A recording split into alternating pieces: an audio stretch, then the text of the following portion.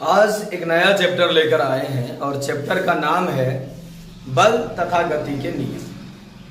पहले बल को समझते हैं, क्या है बल, फिर समझेंगे गति के नियम क्या है। बल क्या है कि बल एक प्रकार का भौतिक कारक है, भौतिक राशि है जो किसी वस्तु की स्थिति में परिवर्तन लाता है या फिर लाने की चेष्टा करता है। तो बल वह भौतिक कारक है जो किसी वस्तु की स्थिति में परिवर्तन करता है या करने की चेष्टा करता है।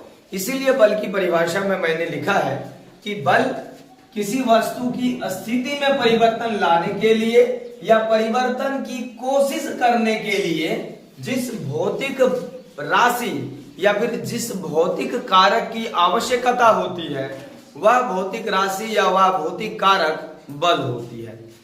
बल क्या क्या कर सकता है आप समझ पाएंगे।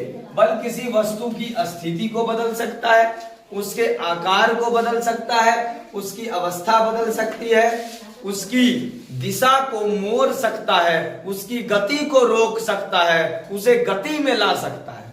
तो बल के कई कार्य हो सकते हैं किसी वस्तु पर।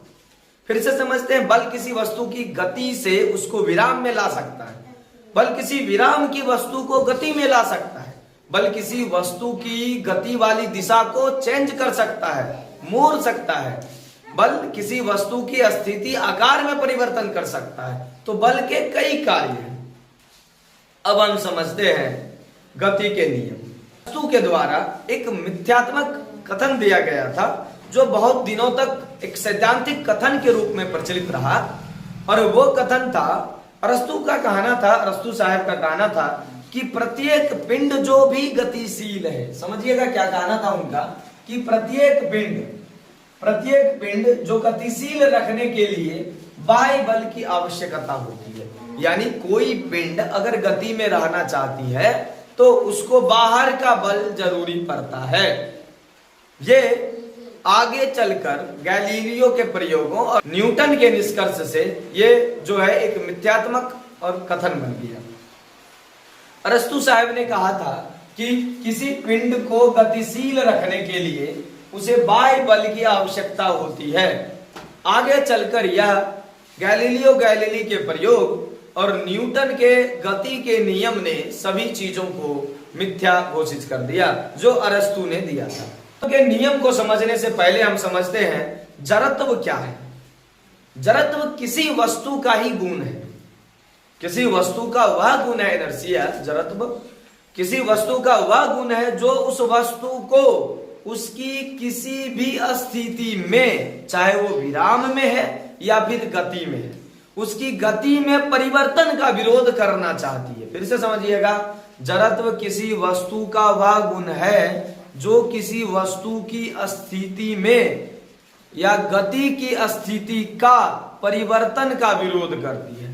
जड़त्व किसी वस्तु का वह गुण है जो उसकी गति की अवस्था में किसी भी प्रकार के परिवर्तन का विरोध करती है और जड़त्व कहलाता है।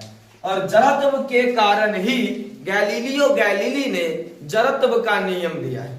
जड़त्व का नियम गैलीलियो गैलीली ने दो तरीके से दिया है। पहले में उन्होंने कहा कि एक विराम का जड़त्व होता है और दूसरे में उन्होंने कहा कि एक गति का जड़त्व होता है।